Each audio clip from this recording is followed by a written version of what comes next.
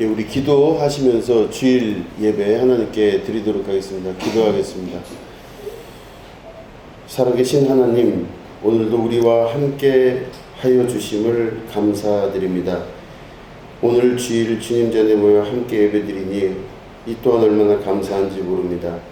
하나님 아버지, 예배 가운데 좌정하여 주시고 말씀이신 주님 만나는 귀한 시간 되게 하시고 말씀 가운데 주님의 영광을 보여주시며 주님 홀로 영광 받으시는 귀한 은혜의 시간 될 수 있도록 인도하여 주시옵소서.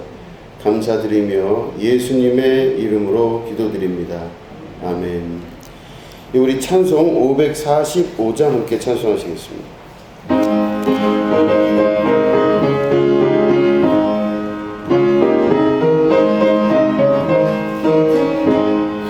이 눈에 아무 증거 아니 배어도 믿음만을 가지고서 늘 걸으며 이 귀에 아무 소리 아니 들려도 하나님의 약속 위에 서리라. 걸어가세 믿음 위에 서서 나가세 나가세 의심 버리고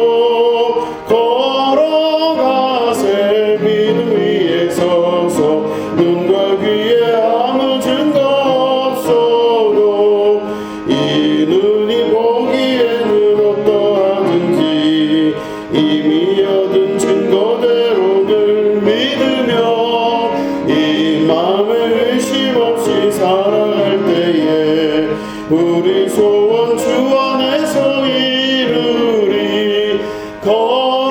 걸어가세 믿음 위에 서서 나가세 나가세 의심 버리고 걸어가세 믿음 위에 서서 눈과 귀에 아무 증거 없어도 주님의 거룩함을 두고 맹세한 주 하나님 아버지는 참 미쁘다. 그 모든 약속 믿는 자에게 능치 못할 무슨 일이 있을까. 걸어가세 믿음 위에 서서 나가세 나가세 의심 버리고 걸어가세 믿음 위에 서서 눈과 귀에 아무 증거 없어도. 드려진 예물을 위해서 기도하겠습니다. 하나님 아버지, 예물 드린 손길들을 하나님께서 일일이 기억하여 주시며 하나님께서 그 마음의 소원 위에 안수하여 주시고 이 땅에 살아가는 동안 우리 삶 속에서 주님의 나라를 경험하는 축복이 있게 하여 주시옵소서. 하나님께서 공급하시는 영적인 축복이 있기를 원합니다. 세상에서 눈에 보이는 잡히는 세상의 경험이 아니라 보이지 않는 세계 가운데 역사하시는 하나님의 축복, 하늘로부터 내려주시는 주님의 신령한 생명의 양식을 얻기를 원합니다. 하나님 생수의 강이 넘치게 하여 주시고 특별히 예물드린 손길을 위해 함께 하셔서 기도 제목 위에 안수하시고 그 응답의 역사가 일어나는 축복이 있게 하여 주시옵소서. 감사드리며 예수님의 이름으로 간절히 축복하며 기도드립니다. 아멘. 예, 우리 하나님 말씀 함께 보시겠습니다. 마태복음 9장 27절부터 31절까지의 말씀입니다.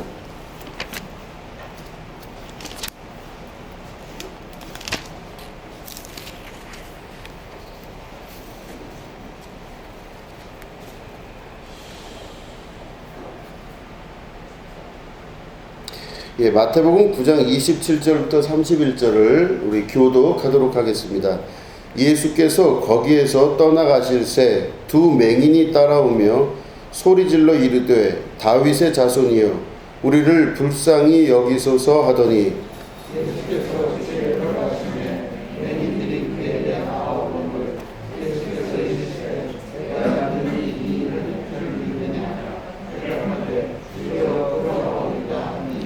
이에 예수께서 그들의 눈을 만지시며 이르시되 너희 믿음대로 되라 하시니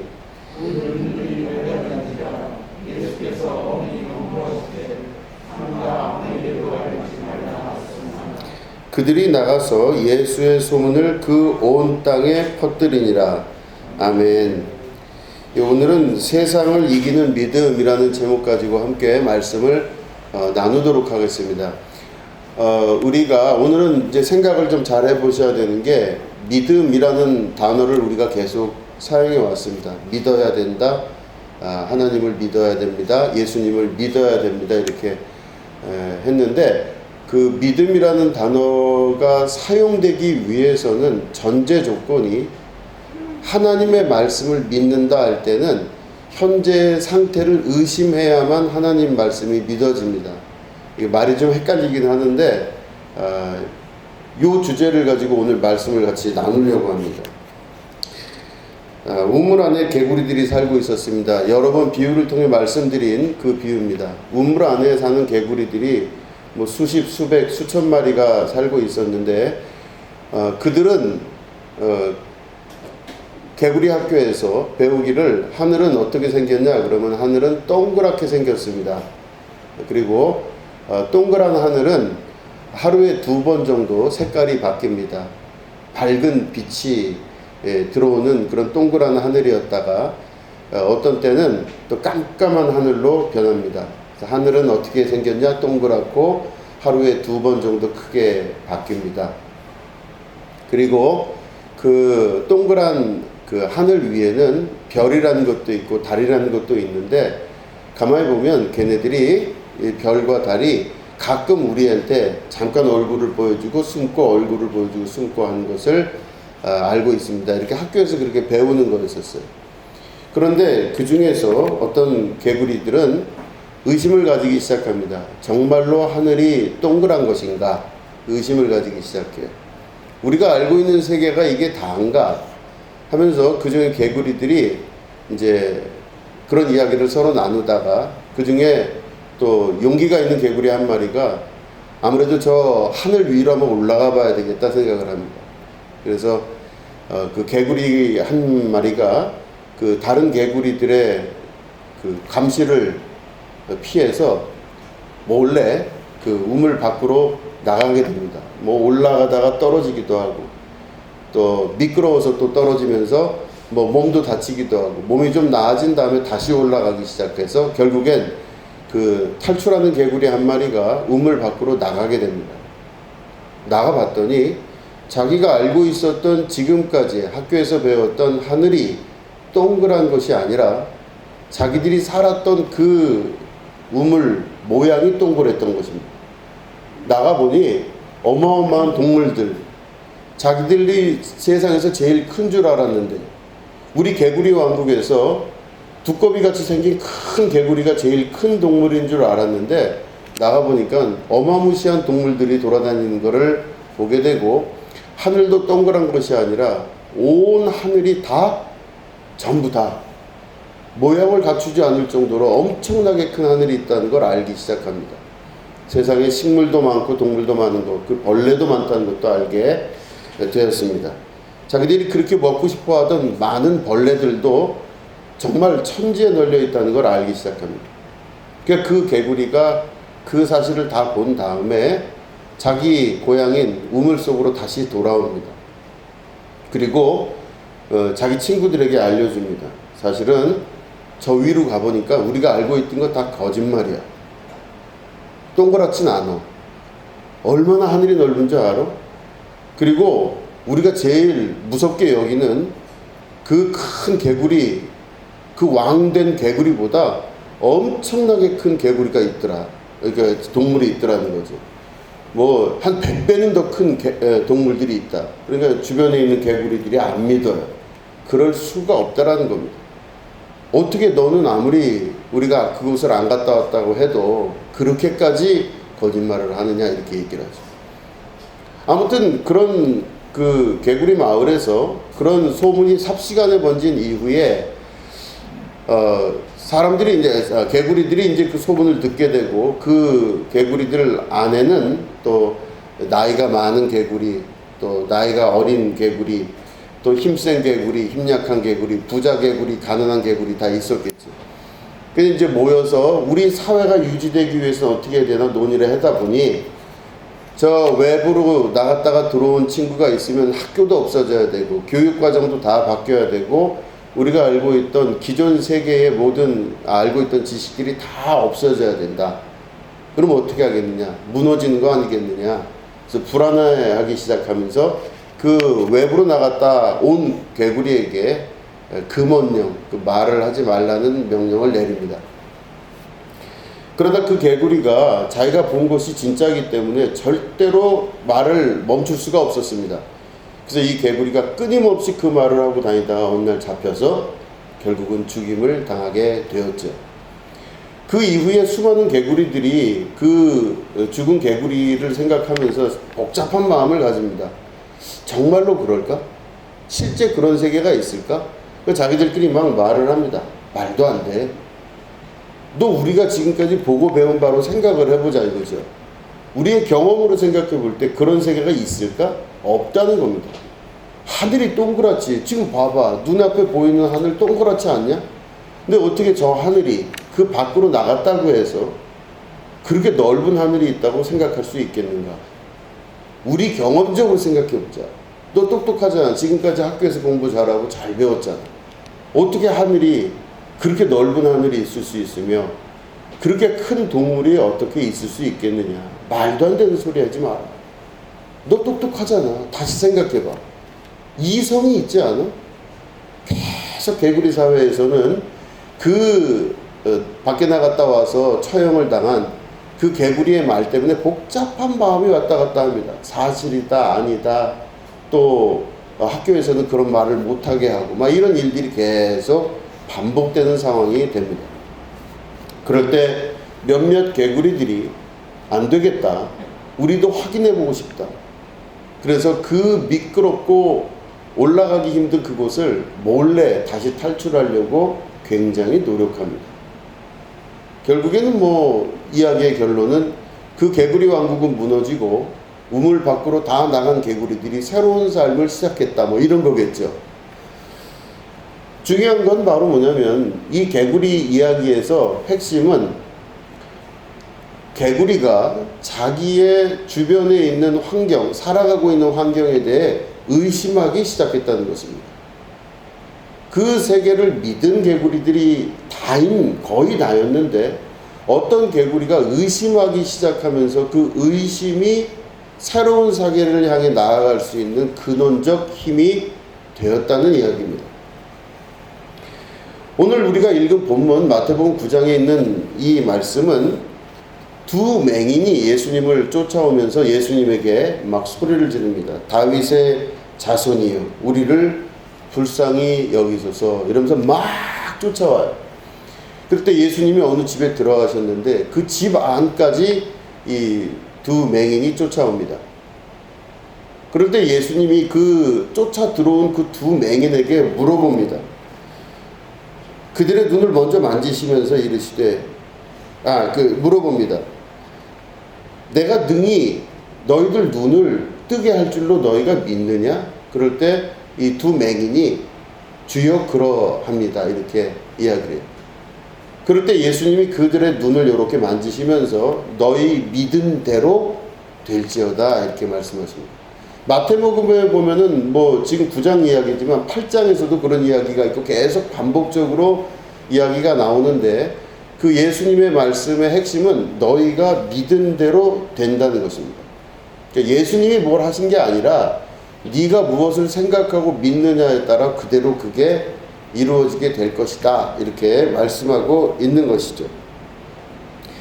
이 맹인들의 심리, 그 맹인들이 예수님을 쫓아갈 때의 그 근본적 마음을 한번 돌이켜보면 이 두 맹인은 의심했던 겁니다. 무엇을 의심했냐면 우리가 이렇게 평생 맹인으로 살다가 끝날 것인가?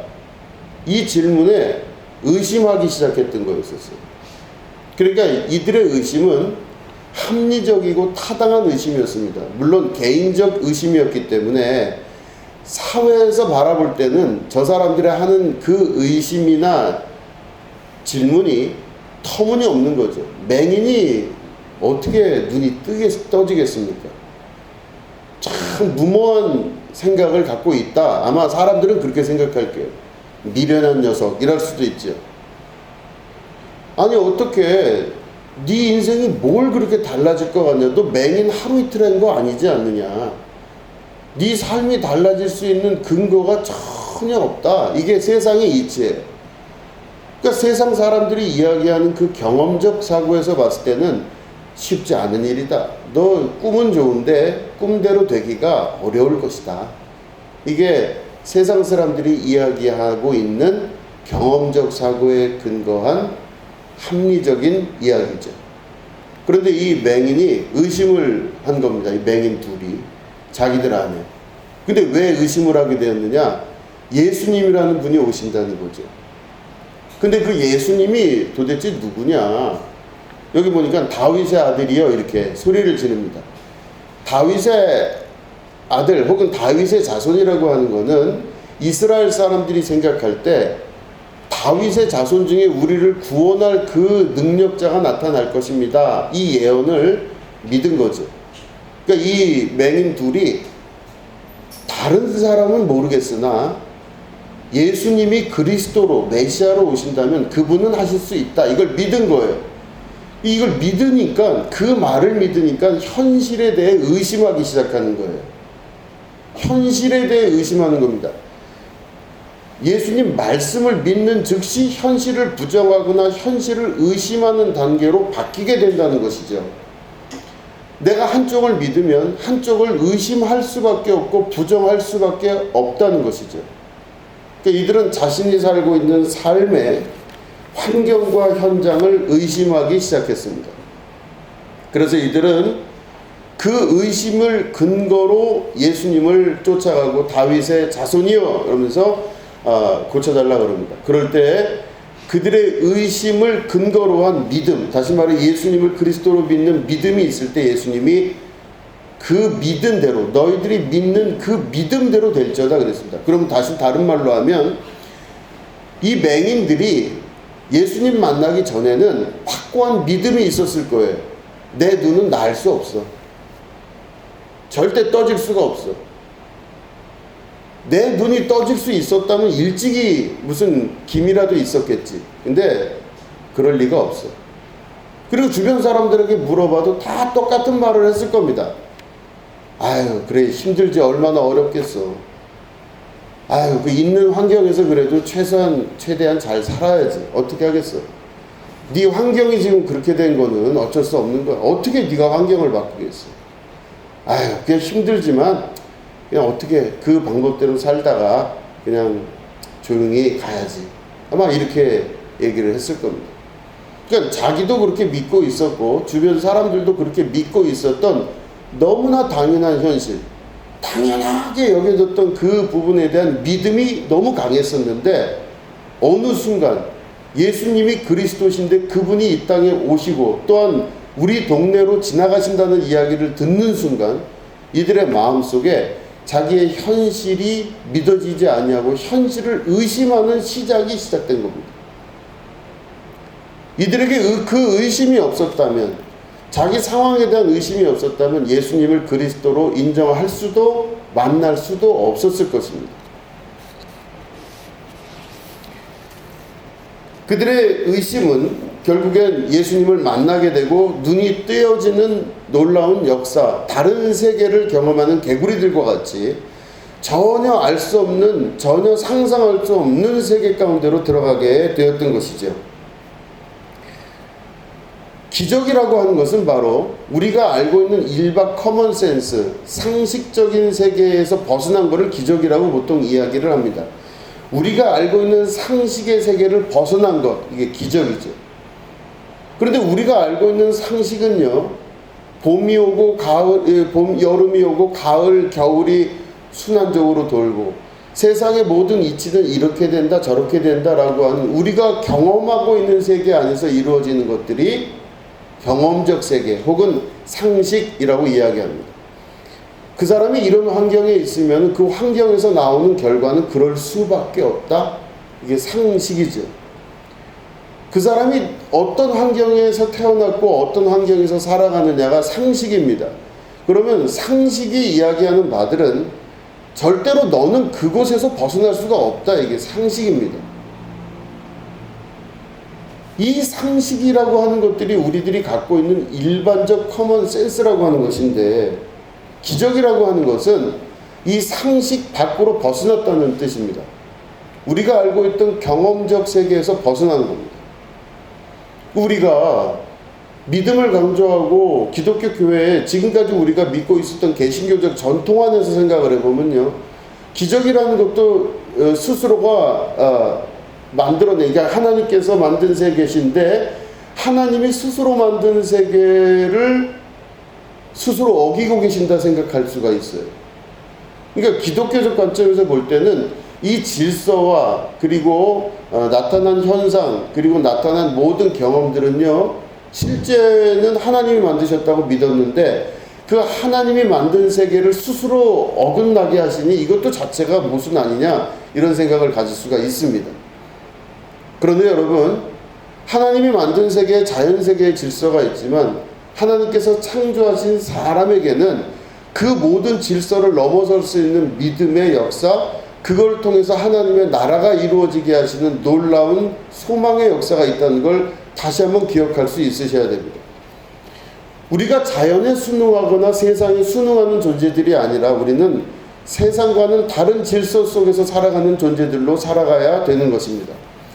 환경에 적응하고 환경에 순응해서 환경이 만든 결과로 살아가는 자가 아니라 환경을 넘어설 수 있는 믿음의 백성이 되어야 된다는 것입니다.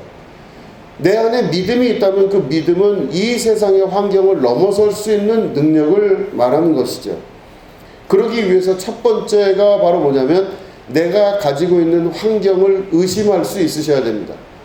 이게 진짠가? 내 주변에 둘러싸고 있는 내 이성적 생각, 경험들이 진짜 맞는 것인가? 그거에 대한 질문과 거기에 따른 간절한 응답이 있어야 되는 것입니다. 어떻게 사는 것이 옳은 것이며 어떻게 신앙생활하는 것이 맞는 것인가? 이 질문을 우리가 끊임없이 해야 되고, 그런 이후에 내가 그 안에서 의심의 마지막 끝까지 갔을 때 그때 진짜 진리를 맛보게 되는 은혜를 경험하게 되는 겁니다. 우리 신약성경은 27권입니다. 그 안에 보면 그 여러 예수님 제자들 얘기가 나오는데 그 중에서 도마 이야기가 나오죠. 도마는 여러분 잘 아시겠지만 의심이 많은 사람이라고 기록되어 있습니다. 부정적으로 인식되어 있어요. 이 부정적으로 인식이 되는 도마라는 한 인물, 그 일로 인해서 사실은 기독교가 공의회에서 기독교가 공인된 이후에 도마라는 인물은 끊임없이 부정적인 사람으로 사람들 머릿속에서 인식이 되어졌어요. 의심 많은 사람, 의심이 많은 사람은 안 될 사람, 의심 가지면 안 돼요. 다 믿어야지 의심을 가지면 안 된다. 이게 우리가 알고 있는 기독교 역사에서의 우리가 배우고 있는 과정들이었습니다. 의심하면 안 되죠, 여러분. 예수님 믿으셔야죠. 이때 조심해야죠, 제가. 어떻게 말을 해야 될지. 그죠? 자, 도마는 의심을 했어요. 예수님이 부활하셨는데, 부활하시고 그 제자들 앞에 나타나셨어요. 근데 죽은 줄만 알았던 예수님이 나타났는데, 다른 제자들은 다 믿었어요. 우와, 예수님이 나타났어요. 맨 처음에는 물론 그 제자들도 귀신인가, 홀령인가 이렇게 생각했다고 성경은 기록되어 있습니다. 근데 도마는 의심했어요. 그래서 제자들, 다른 제자들의 이야기를 듣고, 그러니까 다시 말해 승천하고 예수님 제자들이 만났는데 도마는 그 자리에 없었던 것 같아요. 그런데 이제 이 도마가 그 제자들이 예수님이 나타나셨다는 이야기를 듣고 이 도마가 그럴 리가 없다 막 얘기합니다. 그럴 때 예수님이 나타나셔서 도마야, 의심하지 말고 그러면 네가 내 옆구리와 내 손에 손가락을 넣어봐라. 내가 진짜인지 아닌지 내가 너에게 보여줄게. 이 말씀을 하세요. 물론 성경에는 도마가 예수님의 그 상처 부위에 손을 넣었다 안 넣었다 기록은 없습니다. 그러면서 말씀하시기를 보고 믿는 자보다 보지 않고 믿는 자가 더 복되도다, 이렇게 말씀하세요. 요 말씀 때문에 대대손손 내려오면서 도마는 의심하는 도마, 그래서 기독교 신앙하고 먼 존재, 이렇게 이해가 되어졌습니다. 그래서 도마를 아주 철저하게 관리하기 시작했어요. 그래서 성경이 정경화 작업을 일으킬 때, AD 한 4세기 정도 됐을 때, 그때 도마에 관련된 모든 것들은 다 이단으로 치면서 도마에 관련된 이야기들은 없어지고 27권 성경만 남게 됩니다. 자, 그랬는데 시간이 지나면서 1500년도가 넘어가면서 쿰란이라고 하는 지역에서 여러 없어졌던 성경들이 발견되는데, 그 발견된 성경 중에 도마복음이라는 게 발견이 됩니다. 우리가 알고 있는 성경은 대부분 스토리텔링입니다. 이야기 구조인데 도마복음은 이야기 구조가 아니라 예수님과 제자들 사이에 직접적인 대화만 있는 그런 성서입니다. 근데 이 도마복음이 발견이 되면서 지금까지 우리가 알고 있었던 기독교 성서의 모든 부분이 갑자기 확 바뀌기 시작합니다. 엄청난 일이 벌어지기 시작하죠. 그 도마복음의 발견 이후에 기독교계나 캐톨릭계 안에서 엄청난 파문이 일기 시작합니다. 그럴 때 이 도마복음이 가지고 있는 엄청난 힘은 바로 의심하는 도마인 줄 알았던 그 도마가 의심의 영역을 넘어서서 진짜 믿음의 영역까지 우리에게 말씀하고 있지 않는가라고 하는 것들을 이야기하는 것, 이걸 발견하기 시작했어요. 그러면 이렇게 되면 기존 체제가 많이 무너지는 겁니다. 우리가 그렇게 위대하게 생각했던 베드로나 뭐 다른 어떤 그 제자들보다 도마라고 하는 그 의심하는 도마가 훨씬 더 위대한 존재다라고 하는 것들이 드러나요. 이 도마는 결국에는 가장 먼 곳, 인도라고 하는 곳까지 선교를 가서 인도에서 선교를 하다가 결국엔 죽게 됩니다. 인도에 가면은 거기에 이렇게 성스러운 그 도마 교회가 있습니다. 도마의 핵심은 바로 뭐냐면은 의심했다는 겁니다. 기독교 전통에서 의심은 옳지가 않다고 여겨졌었어요. 우리가 믿고 있었던 어렸을 때 저희들 믿음도 의심하면 안 된다고 믿었습니다. 그렇기 때문에 의심이 살짝 들어올 때쯤 되면 굉장히 긴장을 했어요.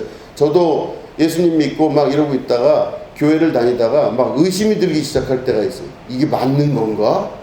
근데 맞는 건가라는 그 생각이 딱 드는 순간, 이건 마귀의 장난이다, 이 생각을 하면서 그 생각을 없애려고 굉장히 노력을 많이 했습니다. 내가 믿고 있고 내가 알고 있는 게 진짜인가? 맞는 건가? 이 질문 자체도 성스럽지 못하다고 생각을 했던 거였죠. 그렇게 자라는 제가 어느 순간 하나하나 의심이 되기 시작하고 또 의심을 하기 시작합니다. 그러면서 하나하나 다른 책들을 보기 시작하고 다른 내용들을 알기 시작하고 듣기 시작합니다. 뭐 초창기엔 그랬지만 지금쯤 되니까 인터넷에 떠돌고 있는 수많은 이야기들을 다 볼 때 지금은 뭐 감출래야 감출 수가 없을 정도로 모든 건 다 드러나고 말았어요. 오히려 더 좋고 행복한 시기라고 저는 봅니다. 아무튼 그렇게 의심하는 것마저 되라고 여겨졌던 그런 믿음이 저의 믿음인데, 예수님이 부활하시고 승천하신 이후에 2000년이라는 기간 동안 우리들은 그런 믿음으로 살았어요.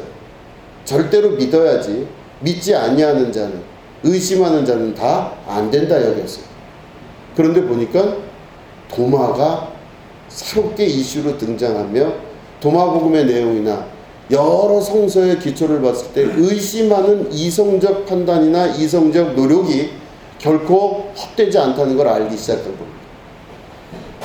이 세계가 어떻게 이루어지다 보면요, 그래서 우리가 알고 있었던 기존 전통과는 조금 다른 방식으로 우리가 이해해야 되는 시기가 드디어 왔다고 저는 보는 것입니다. 여러분 보시면은 근대 철학이 이루어지는 게 데카르트로부터 이루어진다고 봅니다. 16세기에 있었던 데카르트, 나는 생각한다, 고로 존재한다, 이랬죠. 이 데카르트라는 사람이요, 그 나는 생각한다, 고로 존재한다는 그 이야기의 기저가 뭐냐면요, 모든 걸 다 의심하는 거예요. 데카르트는 다 의심했습니다. 어디까지 의심했냐면요, 자기가 지금 눈으로 보고 있는 게 진짜인가, 거기까지 의심을 한 거예요. 그러니까 데카르트는 결론적으로 어떻게까지 결론을 맺냐면 내가 지금 눈으로 보고 있는 것이 진짜가 아니다 이렇게 결론을 맺어요. 내가 눈으로 보고 있는 모든 것들은 내가 지금 해석하고 있는 거지 실제로 그게 아니다 이렇게 결론을 맺어요. 내가 듣고 있는 소리도 내가 그거를 듣고 해석을 할 뿐이지 진짜가 아니다 이렇게 결론을 맺어요. 그러니까 다시 말해 자기가 지금 듣고 있는 거를 의심한 거죠. 자기가 보고 있는 걸 의심한 겁니다. 다 의심했어요. 근데 이 데카르트의 그 의심하고 모든 거에 대해서 다 의심하고 결론을 내리지 않으면서 끊임없이 진짜가 뭔가를 찾아가는 그 행위, 이게 근대 철학을 열었던 아주 핵심적인 계기가 됩니다. 그래서 기독교에서는 데카르트를 아주 싫어해요. 아주 미워해요. 마음에 안 든다는 거죠. 막 이렇게 얘기를 할 때가 많아요. 그런데 데카르트라고 하는 사람의 그 뒷 역사적 배경을 보면 우리가 좀 더 깊은 내용을 알 수가 있습니다. 데카르트는 22살 나이에 데카르트가 22살 됐을 때 유럽에서 마지막 종교전쟁이었던 30년 전쟁이 일어납니다. 30년 동안 전쟁을 하는 거예요. 1617년서부터 1648년까지 이 30년 동안 전쟁이 일어나는데 이 전쟁을 서로 한 그 세력이 누구냐면 캐톨릭과 개신교가 싸우는 거예요. 그죠? 이 교황청을 중심으로 한 이 천주교와 기독교가 막 전쟁을 치르고 싸웁니다. 그래서 난리 아닌 전쟁을 30년 동안 치르게 돼요. 근데 그때 종교개혁이 일어난 다음에 개신교들이 일어났는데 그 개신교들이 일어난 상태에서 캐톨릭의 이 조직력이 계속 개신교를 억누르는 그런 상태로 존재했던 것. 이게 바로 30년 전쟁의 시작이었던 거죠. 그래서 캐톨릭과 개신교가 30년 전쟁 동안 막 전쟁을 벌이는데 막 국가끼리 막 서로 침입을 하고 막 기독교인들이라 그러면 다 죽이고 뭐 천주교인들을 잡아다가 기독교 국가에서 막 처형을 시키고 막 이러면서 30년 동안 전쟁을 일으킬 때 그때의 데카르트의 나이가 22살입니다. 이게 시작이 된 거죠, 전쟁이. 데카르트가 그 전쟁을 보고 또 들으면서 생각을 하는데 데카르트가 신박한 생각을 하기 시작합니다. 뭐냐면 캐톨릭에서의 갖고 있었던 전통은 오직 믿음이에요. 믿음밖에 없는 겁니다. 의심하는 자들은 다 화형시킨다까지 나올 정도로 의심이라는 단어를 절대 쓸 수가 없었던 게 그 당시의 믿음의 구조였었습니다. 데카르트가 30년 전쟁이 터지면서 개신교와 천주교 사이에서 일어나고 있는 그 전쟁 가운데 자기가 철학자로서 무엇을 할 수 있을까 생각을 하다가 안 해봤던 세계로 들어가야 되겠다. 설교 서두에 말씀드린 대로 이 개구리가 우물 밖으로 나간다는 생각을 하는 것처럼 데카르트는 자기가 지금까지 믿음을 잘 갖고 있었는데 의심하기 시작합니다. 모든 걸 의심하기 시작해요. 처음부터 의심합니다. 그래서 자기가 보고 있는 거, 듣고 있는 거, 만지고 있는 것들에 대해 의심하기 시작해요. 진짜 그게 그건가? 그리고 자기 자신에 대해서 의심하고. 그러니까 다시 말해 의심이라는 게 절대로 금지되어 있던 시기에 의심을 시작합니다. 그 데카르트가 의심하면서 결국에는 근대 철학이 열리기 시작해요. 모든 걸 의심하면서 결국엔 다 부정하고 나니 맨 마지막에 부정할 수 없는 하나만 남게 되는데 그게 곧 진리라고 이야기하고 있는 겁니다. 그게 곧 진리다. 그래서 모든 것들을 의심하고 나서 마지막에 남는 진리가 바로 뭐냐면 내가 존재하고 있다. 내가 현재 인식하고 있으면서 그러기 때문에 나는 존재하고 있다. 나는 생각하기 때문에 존재하는 것이다. 라는 걸 맨 마지막으로 남기게 되죠. 이 말은 데카르트가 이야기하는 이 말은 결국에는 자기의 모든 것들을 부정하고 의심하고 나서 남는 것들의 실제 진리를 찾게 되고 만나게 되는 경우를 말하는 것입니다. 진짜 그 안에 모든 것들을 부정하고 부인한 이후에 진짜 하나님을 만나게 되는 것입니다. 예를 들어 예수님이 제가 여러 번 말씀드리지만 나를 쫓아오라거든 자기를 부인하고 십자가를 메고 나를 쫓을 것이니라 이렇게 말씀하셨는데, 자기를 부인한다는 게 도대체 뭔지 우리가 생각할 때가 많아요. 하고 싶은 걸 하지 말아야 되겠구나. 이런 욕망이 있는데 욕망을 절제해야 되겠구나. 밥을 먹고 싶은데 밥을 먹지 말아야 되겠구나. 혹은 어디 놀러 가고 싶은데 놀러 가지 말아야 되겠구나. 여러 가지 있지 않습니까? 우리 욕망 자체가. 들끓어오는 수많은 욕망을 절제하고 없애는 것만 생각을 하는데, 그게 아니라 자기가 현재 몸담고 환경이 당연하다고 여기는 수많은 환경들에 관해서 부인하고 부정할 수 있어야 된다라고 하는 것이죠. 내가 이렇게 태어났으면 이렇게 살아야 되는 것인가? 내 환경이 지금 이런 상태라면 그대로 살아야 되는가? 이건 다 받아들여요. 자기를 부인하지 않습니다. 자기 머릿속에 있는 생각, 자기 주변에서 무슨 말을 했던 거 다 그대로 받아들여요. 내 환경이 이렇게 되니 당연히 이런 결과가 나오죠. 그럼 내가 뭐 더 방법이 있겠습니까? 무슨 방법이 있겠어요? 없죠. 내 환경과 주변에 있는 정황들을 다 받아들이는 게, 그게 곧 나예요. 인정합니다. 그런데 예수님께서 말씀하시기를 자기를 부인하라고 말씀하셨습니다. 자기를 부인한다는 것은, 자기를 부인한다는 건 자기가 갖고 있는 현재의 상태를 전부 부인해버리는 겁니다. 그 부인하기 위해서 핵심이 바로 뭐냐면 자기에 대해서 의심할 수 있어야만 된다고 하는 겁니다. 자기의 만든 세계에 순응하여 흘러가는 것이 아니라 역행할 수 있는 믿음의 구조를 가지고 있어야 되는 겁니다. 내 환경을 부정하고 부인하고 내가 가지고 있는 머릿속 세계를 부정하고 부인할 수 있는 능력의 백성이 되어야 된다는 것입니다. 개신교는 그런 식으로 해서 개신교가 된 겁니다.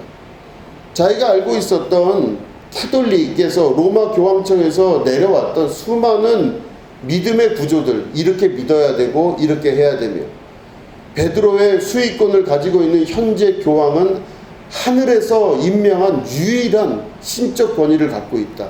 그가 용서하면 다 용서되고 그가 용서하지 않으면 다 용서 못 받는다 라고 하는 그 교황에 대한 수의권마저도 부인해버린 겁니다. 철저하게 부인하고 부정하고 의심하고 말씀을 다시 한번 긴밀히 보고, 그 이후에 그 의심하고 의심하는 중에 나타난 게 바로 종교개혁이었어요. 이 종교개혁의 역사는 그래서 의심하지 않고는 이루어질 수가 없었던 것, 이게 바로 종교개혁의 시작입니다.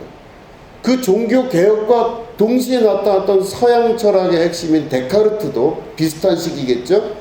의심하기 시작한 겁니다.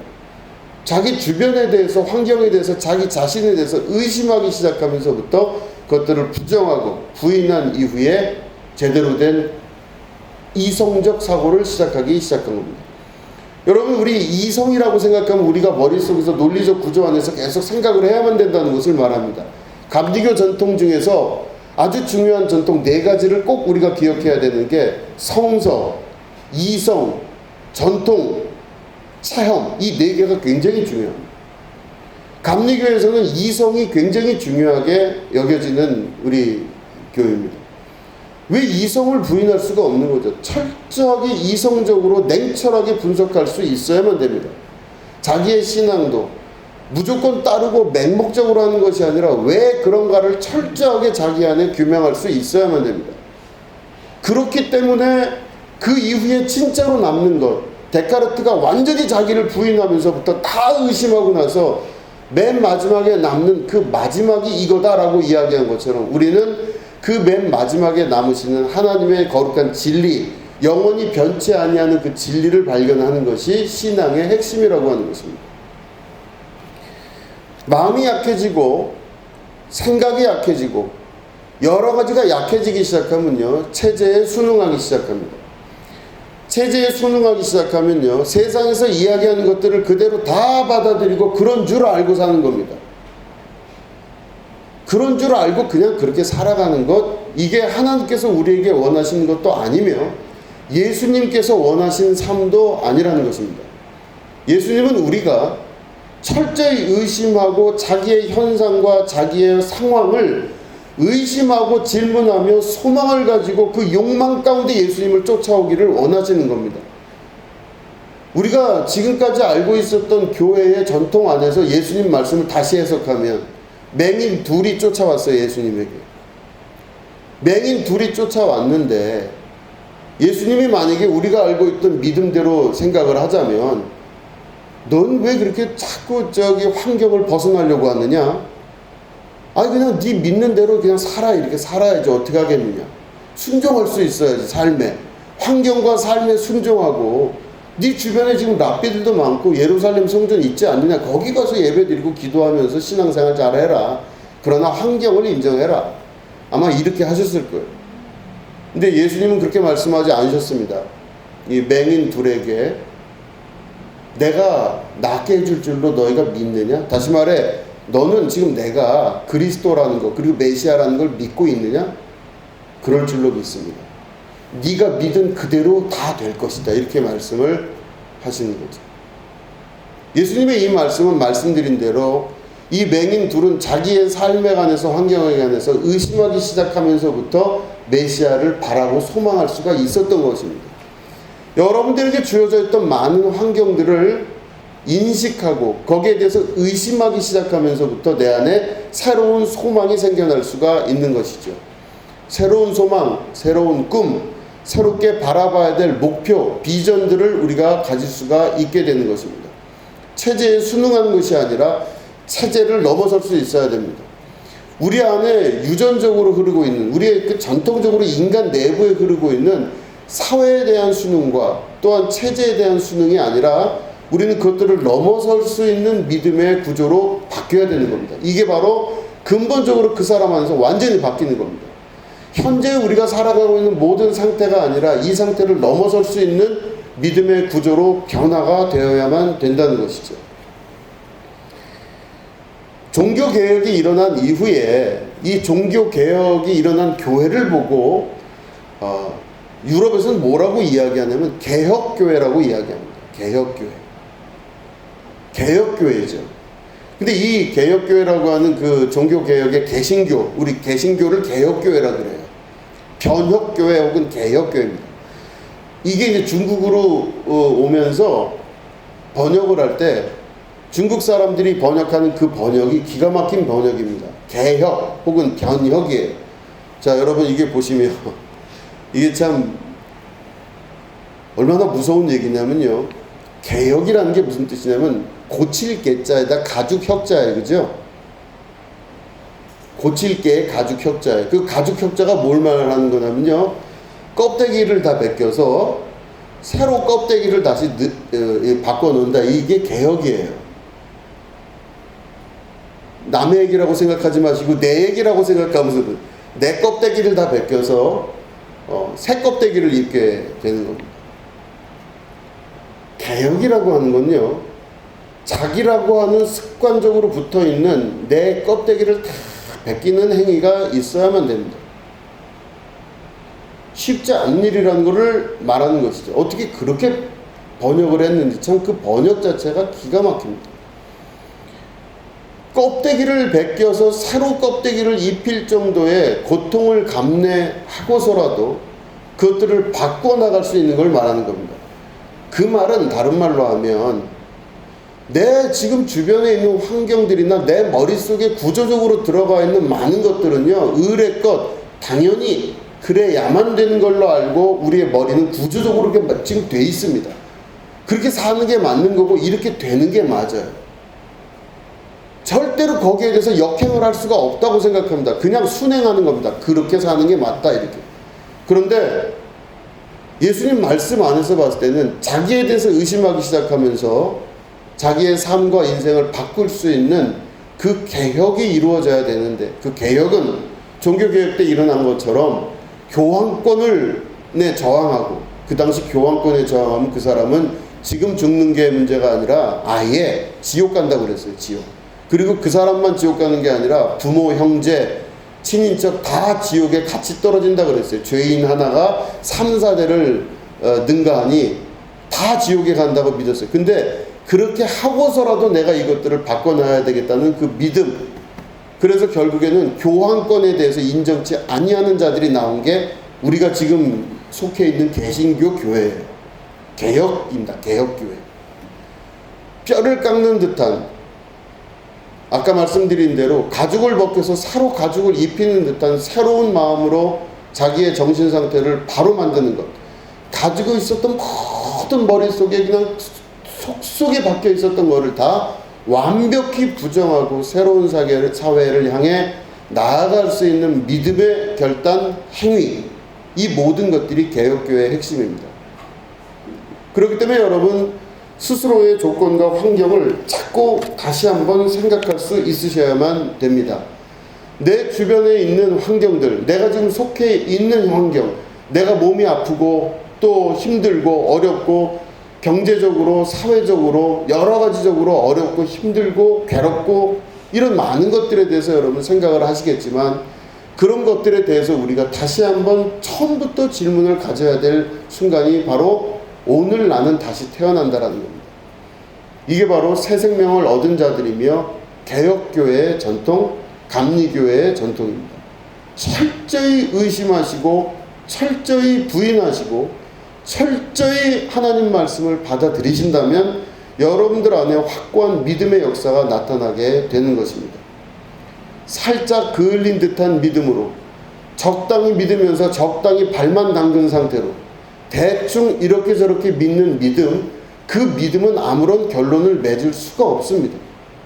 아무리 하려 하더라도 그 사람은 절대로 믿음의 열매와 결과를 받을 수가 없게 됩니다. 끝까지 가본 사람들, 마지막까지 최선을 다해 믿음의 경주를 한 사람들에게만 나타나는 놀라운 이 열매, 개혁의 열매, 변혁의 열매, 변화의 열매, 그걸 통해서 믿음의 역사가 나타나며 정말로 새로 태어난 자의 믿음의 축복의 역사가 이루어진다는 것을 여러분 꼭 믿으시고, 여러분들 이 우리에게 오신 예수님을 믿음으로 받아들이고 소망하며 그분과 함께하는 축복이 있으시게 되기를 주님의 이름으로 축원합니다. 기도하겠습니다. 하나님 아버지, 우리가 자기 자신을 철저히 부인하고 부정하며 의심할 수 있도록 도와주시옵소서. 우리를 이끄시는 주님의 능력이 우리 가운데 역사하는 새로운 힘이 있게 하여 주시옵소서.